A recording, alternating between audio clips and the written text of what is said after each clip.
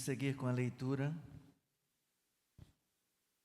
a partir do versículo 17 de Gênesis 4 até o versículo 32. Gênesis 4, 17 até o 5, 32.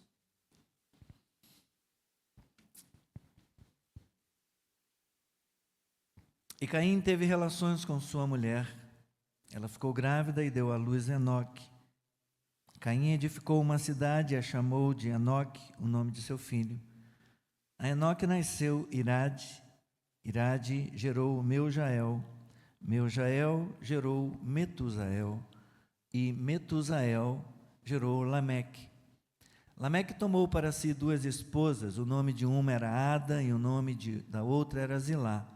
Ada deu à luz Jabal, que foi o pai dos que habitam em tendas e possuem gado. O nome de seu irmão era Jubal, que foi o pai de todos os que tocam harpa e flauta. Zilá, por sua vez, deu à luz Tubal-Caim, artífice de todo instrumento cortante de bronze e de ferro. A irmã de Tubal-Caim foi Naamá. E Lameque disse às suas esposas: Ada e Zilá, ouçam o que eu digo. Vocês, mulheres de Lameque, escutem o que passo a dizer. Matei um homem porque me feriu, e um jovem porque me machucou. Se Caim é vingado 7 vezes, Lameque será vingado 70 vezes 7. Adão tornou a ter relações com sua mulher, e ela deu à luz um filho, a quem pôs o nome de Sete, dizendo: Deus me concedeu outro descendente em lugar de Abel, que Caim matou. A Sete nasceu-lhe também um filho, ao qual pôs o nome de Enos. Foi nesse tempo que se começou a invocar o nome do Senhor. Este é o livro da genealogia de Adão. No dia em que Deus criou o ser humano, à semelhança de Deus o fez. Deus os criou homem e mulher, os abençoou e lhes deu o nome de ser humano no dia em que foram criados. Adão viveu 130 anos e gerou um filho à sua semelhança, conforme a sua imagem, e lhe deu o nome de Sete. Depois que gerou esse filho, Adão viveu 800 anos e teve filhos e filhas. Todos os dias da vida de Adão foram 930 anos e morreu. Sete viveu 105 anos e gerou Enos. Depois que gerou Enos, Sete viveu 807 anos e teve filhos e filhas. Todos os dias de Sete foram 912 anos e morreu. Enos viveu 90 anos e gerou Cainã. Depois que gerou Cainã, Enos viveu 915 anos e teve filhos e filhas. Todos os dias de Enos foram 905 anos e morreu. Cainã viveu 70 anos e gerou Maalalel. Depois que gerou Maalalel, Cainã viveu 840 anos e teve filhos e filhas. Todos os dias de Cainã foram 910 anos e morreu. Maalalel viveu 65 anos e gerou Jared. Depois que gerou Jared, Maalalel viveu 830 anos e teve filhos e filhas. Todos os dias de Maalalel foram 895 anos e morreu. Jared viveu 162 anos e gerou Enoque. Depois que gerou Enoque, Jared viveu 800 anos e teve filhos e filhas. Todos os dias de Jared foram 962 anos e morreu. Enoque viveu 65 anos e gerou Metusalém. Enoque andou com Deus e depois que gerou Metusalém, viveu 300 anos, teve filhos e filhas. Todos os dias de Enoque foram 365 anos. Enoque andou com Deus e não foi mais visto, porque Deus o levou para junto de si. Metusalém viveu 187 anos e gerou Lameque. Depois que gerou Lameque, Metusalém viveu 782 anos e teve filhos e filhas. Todos os dias de Metusalém foram 969 anos e morreu. Lameque viveu 182 anos e gerou um filho. Deu-lhe o nome de Noé, dizendo: Este nos consolará dos nossos trabalhos e das fadigas de nossas mãos nesta terra que o Senhor amaldiçoou.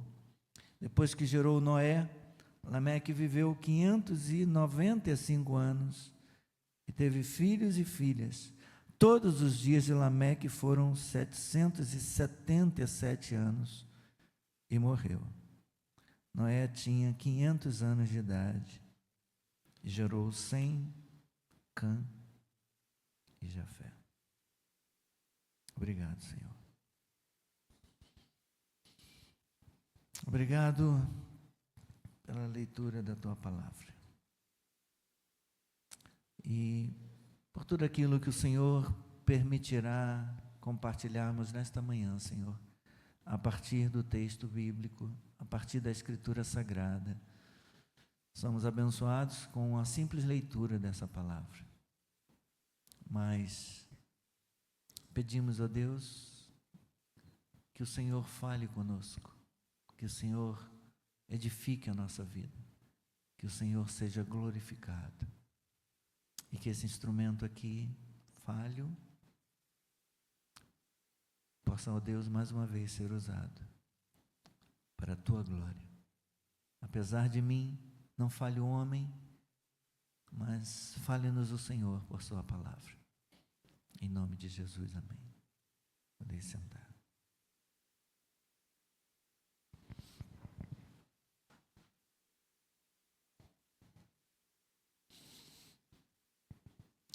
O capítulo 1 de Gênesis faz uma apresentação abrangente da origem do universo, citando a criação dos seres humanos. Isso cria um pano de fundo para a história da humanidade, que começa em Gênesis 2:4 e continua ao longo do capítulo 2, detalhando, esmiuçando a criação da humanidade como homem e mulher, como visto no versículo 1, no capítulo 1, 27, versículo 27. E descrevendo o relacionamento entre a terra e os animais que foram criados e os seres humanos que têm domínios ou domínio sobre toda a terra, conforme determinado no capítulo 1 e no versículo 26. Homem e mulher foram criados por Deus, à imagem e semelhança de Deus, criados e capacitados para dominar sobre a terra. Mas, acima de tudo, é o relacionamento da humanidade com o Criador que é claramente descrito no capítulo 2. A comunhão de Adão e Eva, a comunhão do primeiro casal humano com o Deus doador da vida, tem potencial para ser plena, tem potencial para ser feliz, tem potencial para se desenvolver em paz e continuará assim uma comunhão plena, feliz e em paz, a não ser que eles, Adão e Eva, ultrapassem os limites da sua condição de criatura, desobedecendo a Deus e aspirando ser igual a Ele. O que será que aconteceu? Vemos o desfecho ao avançar na leitura bíblica. O capítulo 3 narra para nós a triste história da rebelião do primeiro casal, da sede, da busca por autonomia, da busca por independência, rebelando-se então contra o seu Criador. Esse capítulo 3 não é um tratado abstrato sobre a origem do mal em si mesmo. Em vez disso, ele nos diz que Adão e Eva fizeram algo mal e assim se tornaram sujeitos à morte, pois a palavra de Deus havia determinado assim. que eles não deveriam fazer determinada coisa, eles não deveriam comer do fruto da árvore que estava colocada no meio do jardim, porque se eles assim o fizessem, então eles morreriam. E eles fizeram. Eles se apropriaram do fruto da árvore que lhes estava restrita, que lhes tinha sido restringida. Eles comeram do fruto proibido e se tornaram então sujeitos à morte.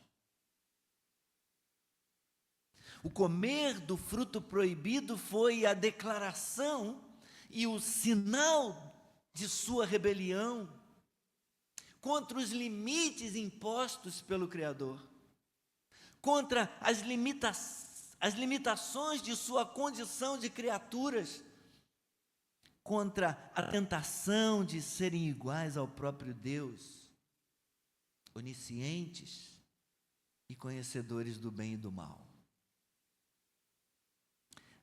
A Bíblia mais tarde chamou esse ato nefasto praticado por Adão e Eva de pecado. O pecado corrompeu, quebrou o relacionamento feliz que Adão e Eva tinham com o Deus Criador, tinham um com o outro e também com os animais e com a própria natureza. Essa corrupção e separação total, que na verdade é uma disposição incontrolável de desafiar Deus e sua vontade, nós chamamos de pecado original. Esse pecado original é transmitido de geração em geração, porque todo descendente de Adão é como Sete, seu filho, gerado à sua semelhança e conforme a sua imagem. Capítulo 5, versículo 3, nós lemos isso. Adão viveu 130 anos e gerou um filho à sua semelhança, conforme a sua imagem, e lhe deu o nome de Sete.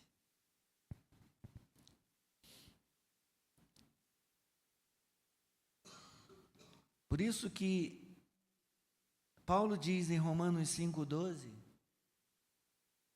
portanto, assim como por um só homem, Adão, entrou o pecado no mundo, e pelo pecado veio a morte, assim também a morte passou a toda a humanidade. Por quê? Todos pecaram.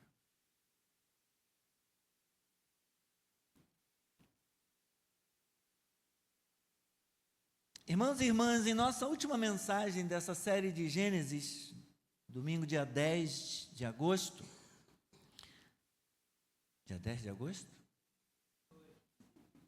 10 de agosto é hoje. Acho que foi dia 10 de julho. Nós falamos, foi no final de julho, não foi dia 10 não. Mas nós falamos sobre a história de Caim.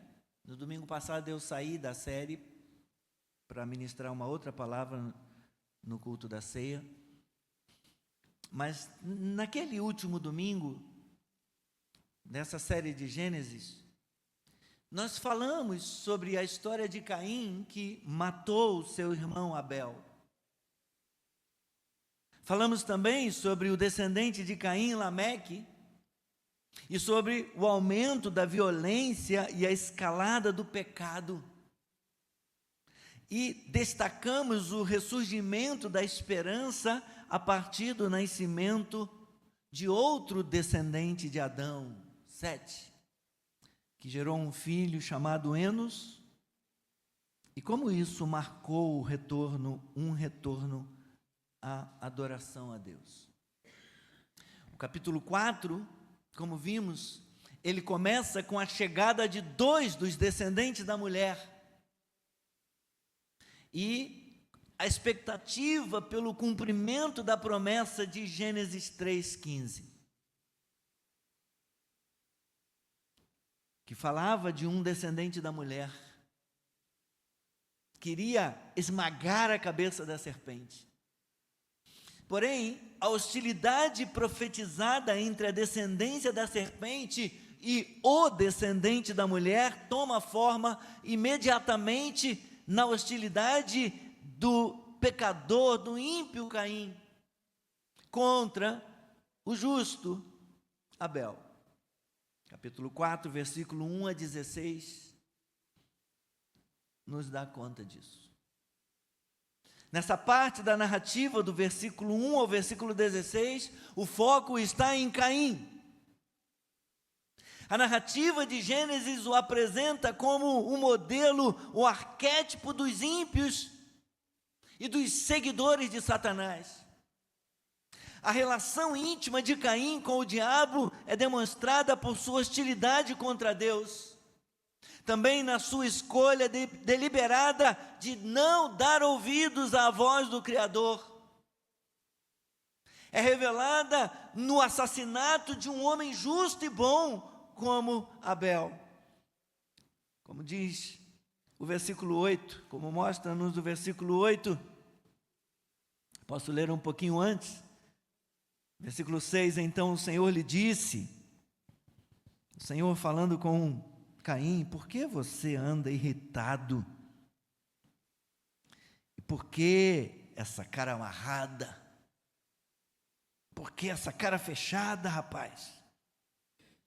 Se fizer o que é certo, não é verdade que você será aceito? Caim estava aborrecido porque a oferta de Abel foi aceita e a dele não, diante de Deus. Então Deus disse para ele, rapaz, faz o que é certo. Se você fizer o certo, você vai ser aceito. Mas se não fizer o que é certo, cuidado. Eis que o pecado jaz à porta, o pecado está na porta, à sua espera, do lado de fora, pronto para te dar um bote. O desejo dele será contra você.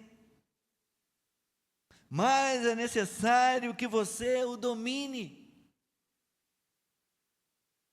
Deus aconselhou Caim. Então, no versículo 8, Caim disse a Abel, seu irmão, vamos ao campo. E estando eles no campo, Caim se levantou contra Abel, o seu irmão, e o matou. Mateus 23, 35 e Hebreus 11, 4... vai falar a respeito de Abel, que era um homem justo, que era um homem bom, que ofereceu a Deus uma oferta pela fé e agradou a Deus.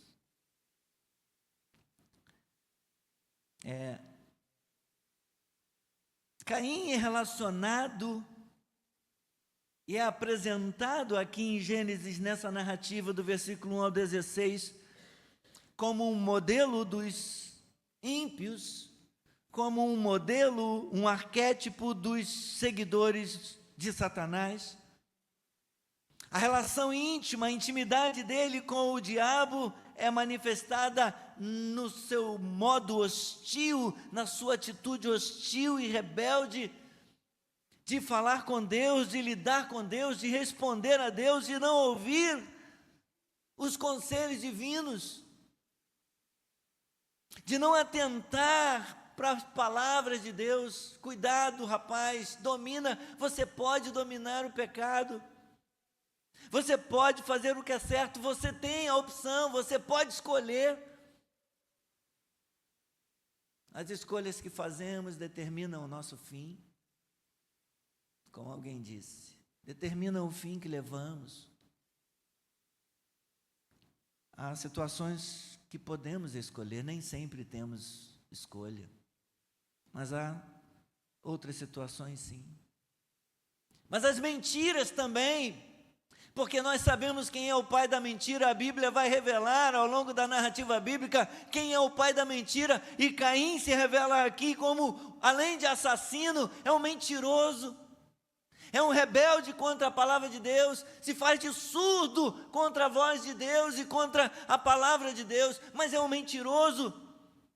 Porque no versículo 9, o Senhor Deus diz a Caim: onde está Abel, seu irmão? Ele tinha acabado de matar o seu irmão. E o que ele responde? Ele respondeu: não sei. Mentiroso.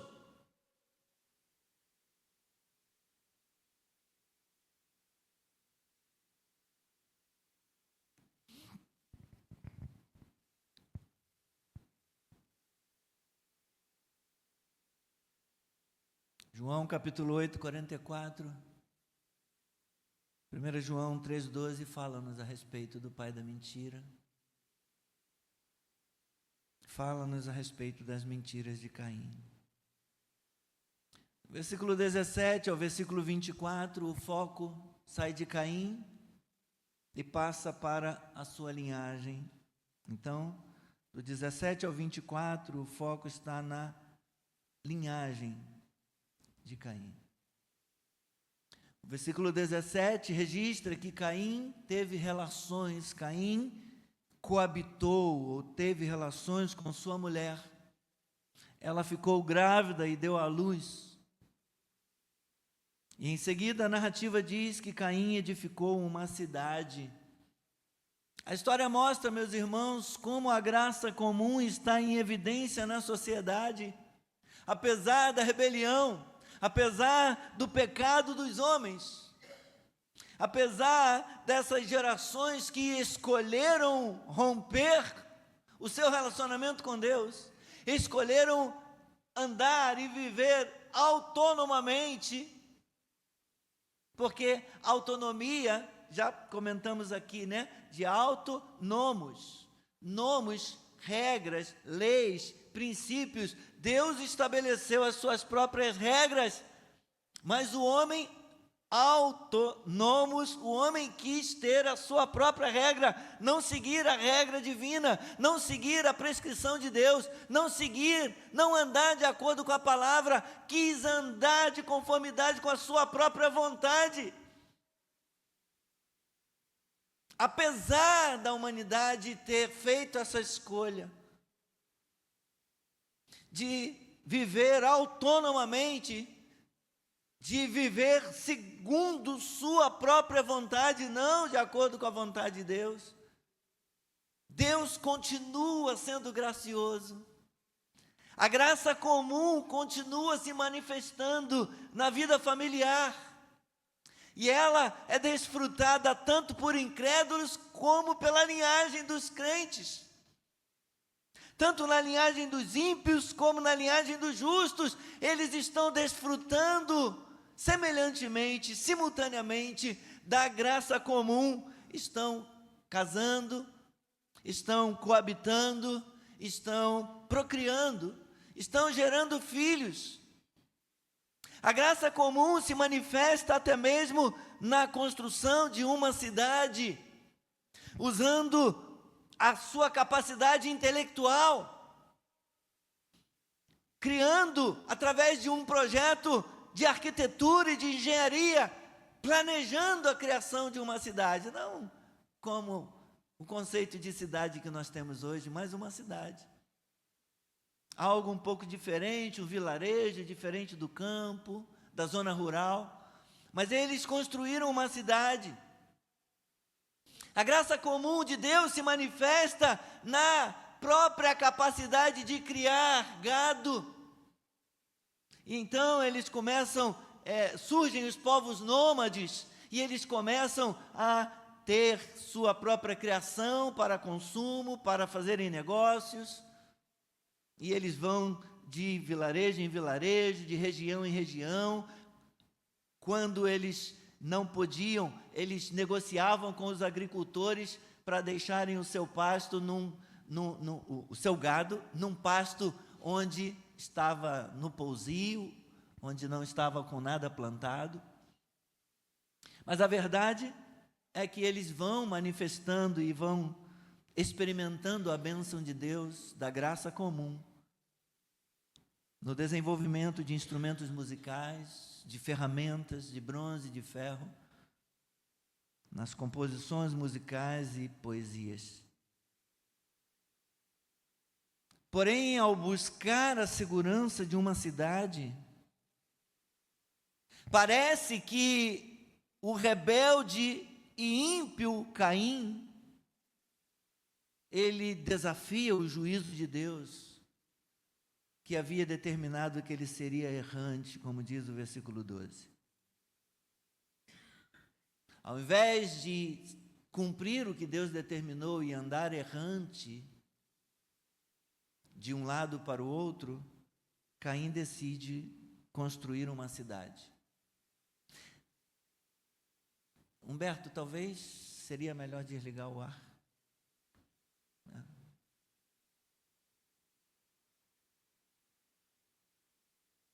Está bem fresquinho, acho que dá para a gente terminar.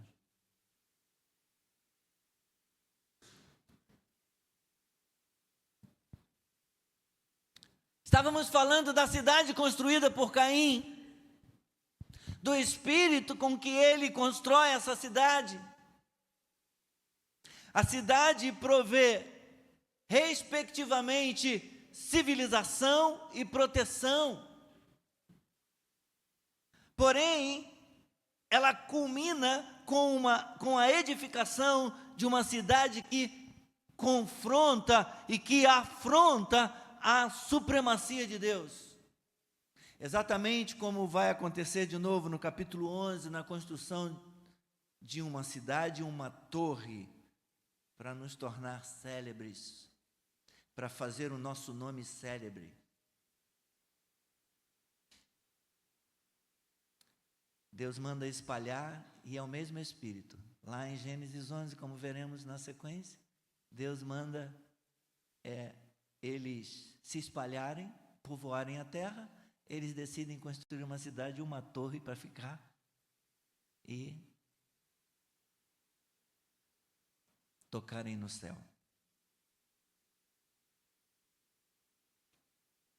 Mas nós vemos, meus irmãos, na narrativa de Gênesis, uma escalada do pecado, uma crescente pecaminosa,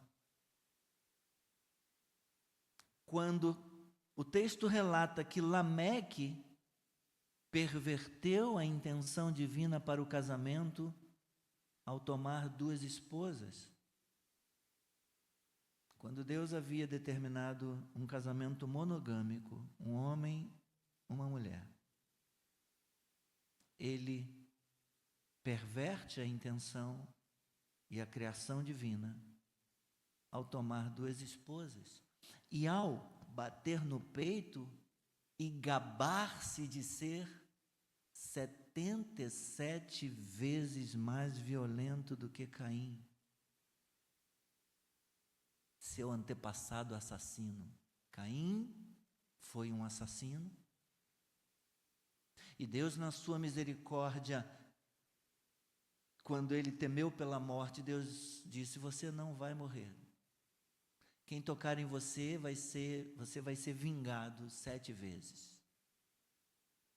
Lameque se torna um assassino pior do que Caim e se gaba, dizendo que será 77 vezes mais violento ainda. E ele faz poesia sobre isso. Matei um homem e um jovem. E ele faz poesia da sua violência, ameaçando as suas 2 mulheres. É isso que o texto diz? Ada e Zilá, ouçam o que eu digo. Vocês, mulheres de Lameque, escutem o que eu passo a dizer. Pensem bem, eu sou um homem violento. Eu matei um homem porque me feriu e um jovem porque me machucou. Não brinquem comigo.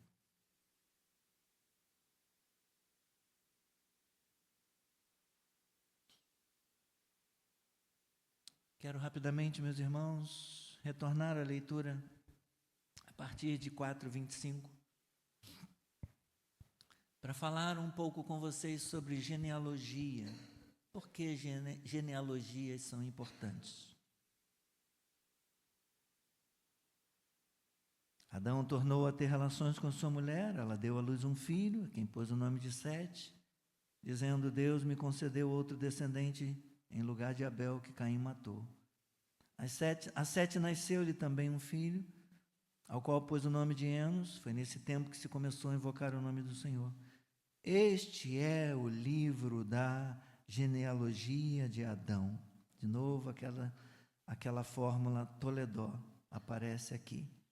No dia em que Deus criou o ser humano, à semelhança de Deus o fez, Deus os criou homem e mulher, os abençoou e lhes deu o nome de ser humano no dia em que foram criados. Adão viveu 130 anos e gerou um filho à sua semelhança, conforme a sua imagem, e lhe deu o nome de Sete. E prossegue.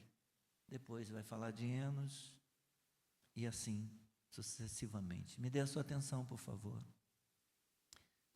Gente, as genealogias, elas representam continuidade e relacionamento.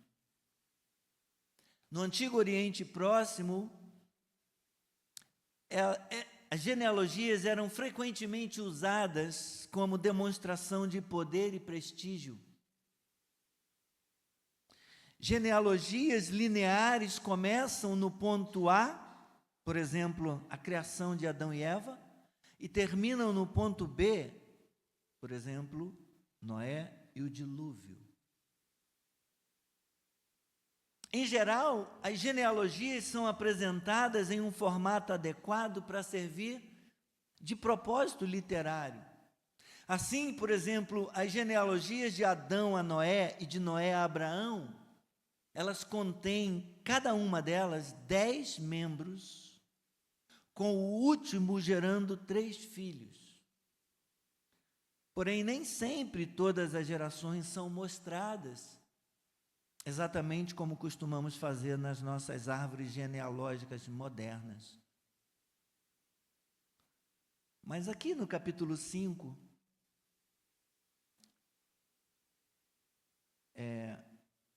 nós vamos ver a expectativa de Lameque com a sua descendência. Por meio de uma genealogia, o capítulo 5, ele conta a história do desenvolvimento da raça humana, de Adão até Noé, filho de Lameque, descendente de Caim.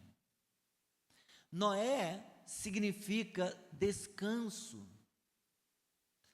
E a grande esperança de Lameque é que Deus, por meio de Noé, concederá descanso aos seres humanos, descanso das suas fadigas, descanso dos seus problemas, descanso dos seus trabalhos, descanso da maldade, descanso da violência, descanso das suas inquietações.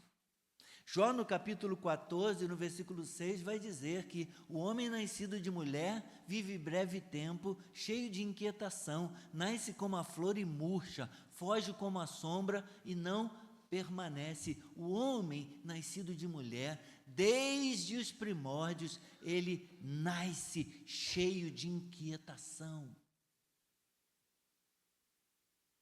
Deus criou o homem justo, Deus criou o homem puro, Deus criou o homem perfeito, mas o homem se meteu em astúcias, o homem se meteu em problemas quando fez a escolha errada de querer viver autonomamente, de querer ser independente de Deus.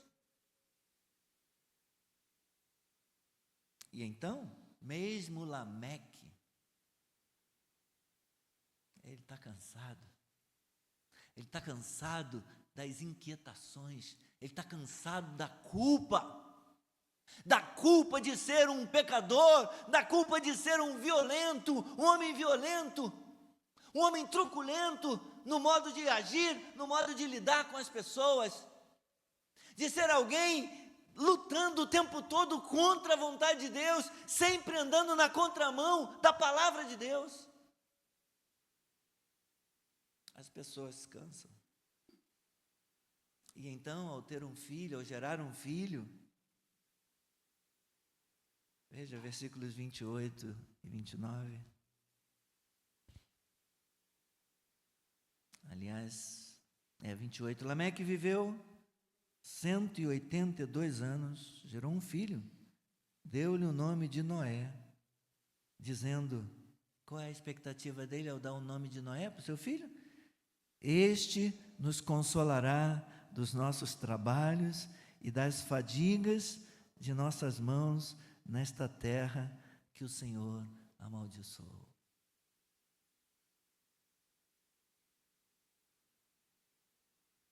Noé trará descanso. Noé trará consolo. Nos livrará dessa fadiga, nos livrará desse peso, nos livrará da maldição.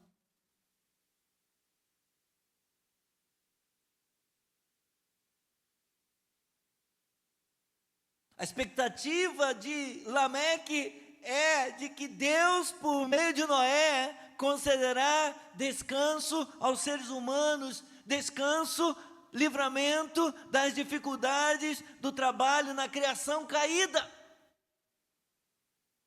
Porque Lameque sabe muito bem que a queda tem implicações para toda a vida. A queda, o pecado, traz implicações para todas as áreas da vida humana e não menos para o trabalho.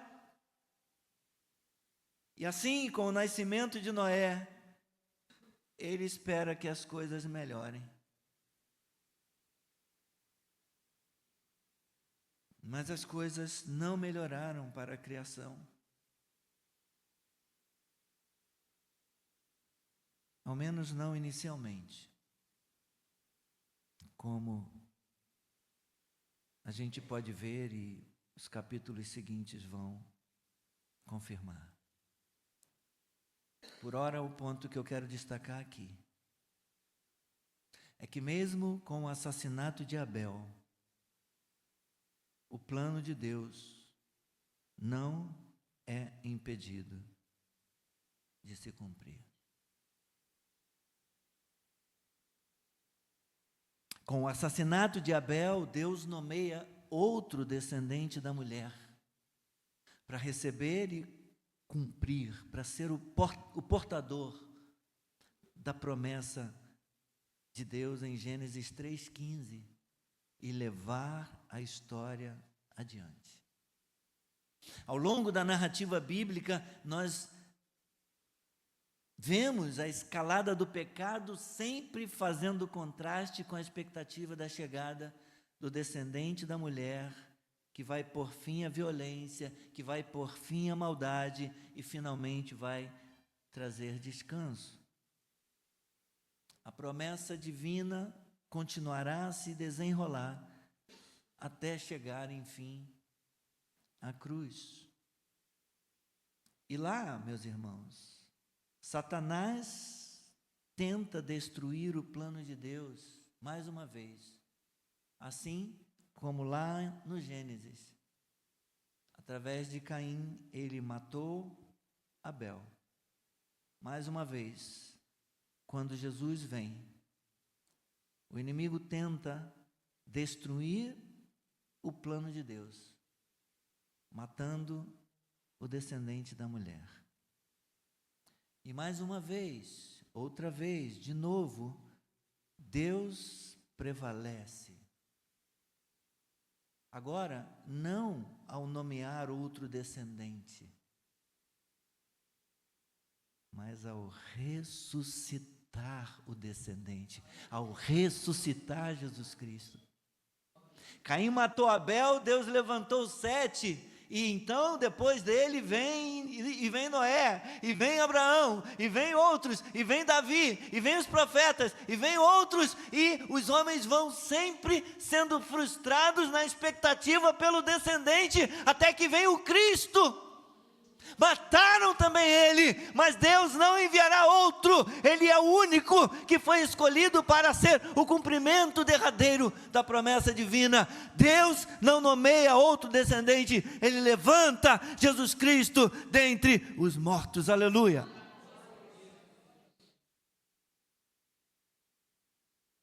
E ao ressuscitar Jesus Cristo dentre os mortos,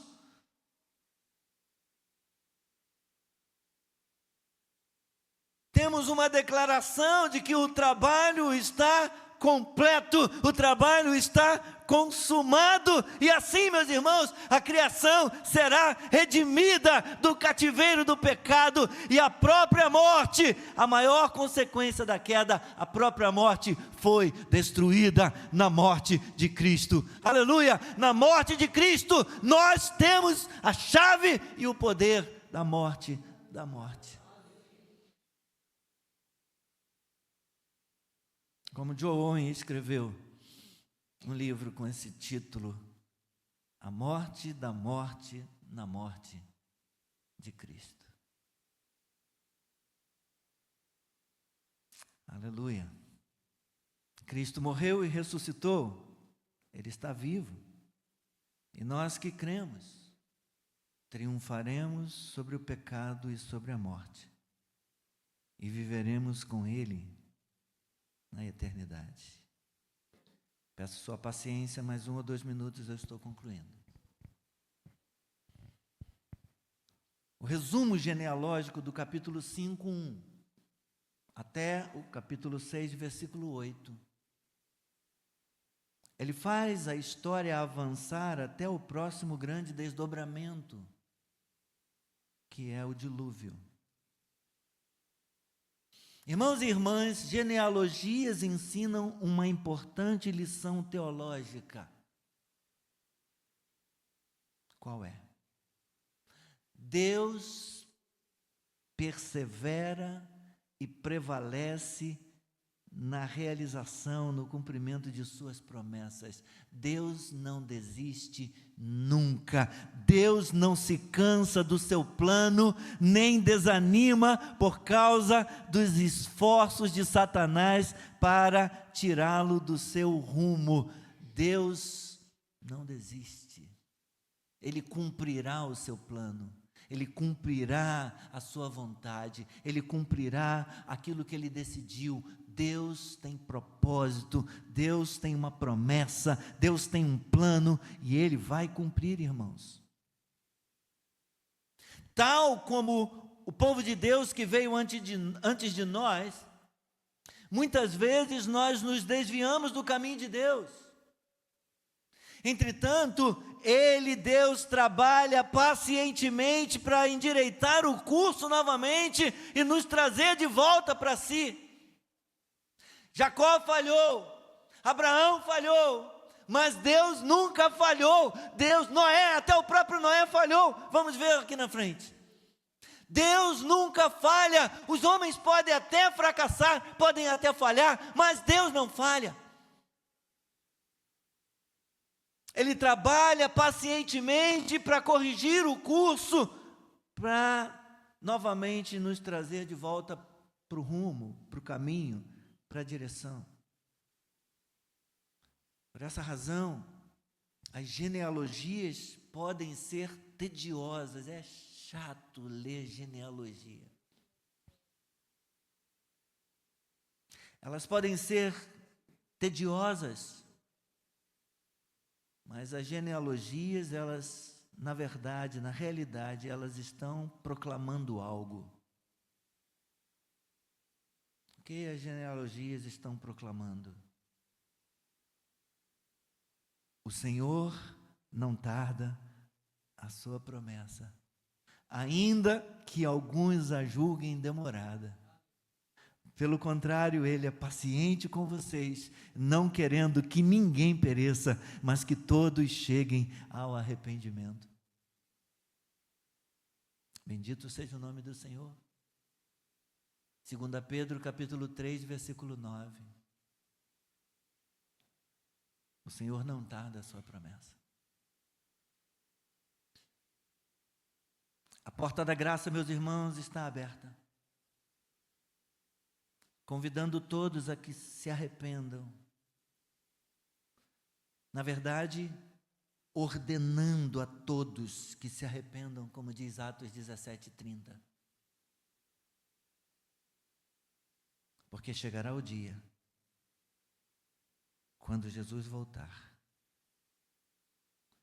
e ele voltará.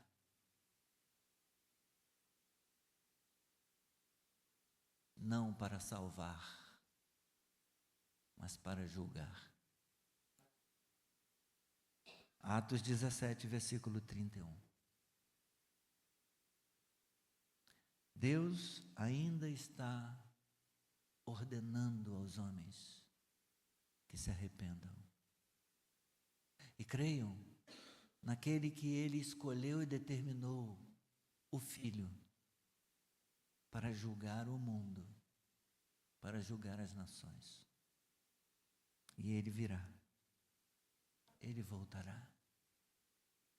Amém? Beijem o Filho, para que não se irrite.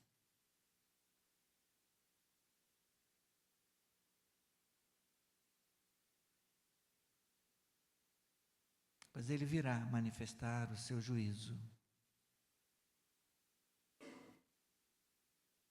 e cumprir todo o desígnio da ira de Deus. Bem-aventurado aquele que nele, no Filho de Deus, se refugia. Vamos ficar de pé?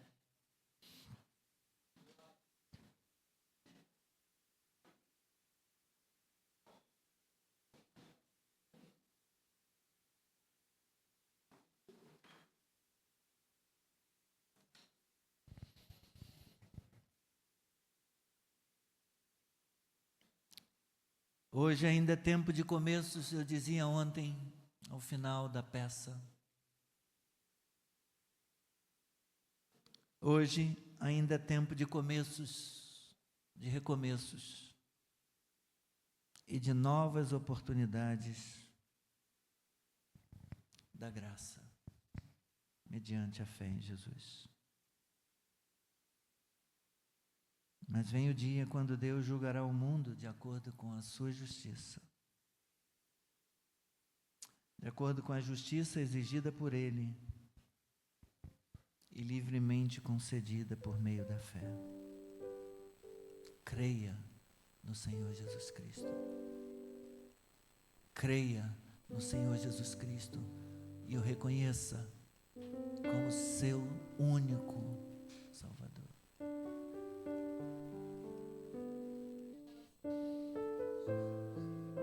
Sustenta essa casa, sustenta esta habitação. Eu não sou capaz, Senhor, de me transformar. Eu não sou capaz de me modificar, de me mudar. Eu não sou capaz de me libertar das cadeias, das algemas, das prisões que o pecado impõe ao longo da vida. Mas a tua graça é poderosa. Tua graça é libertadora. Tua graça é transformadora.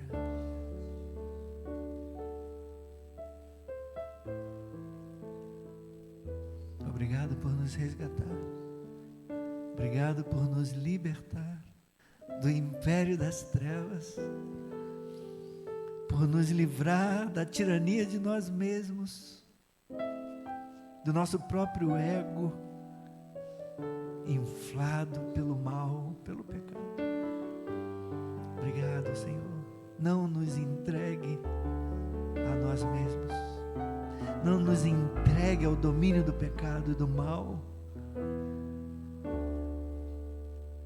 Livra-nos, Senhor, mais uma vez, e mais uma vez, e mais uma vez. Faze-nos livres para te amar, para te servir, para te seguir, para te obedecer, para te adorar, para viver para a tua glória neste mundo. Em nome de Jesus.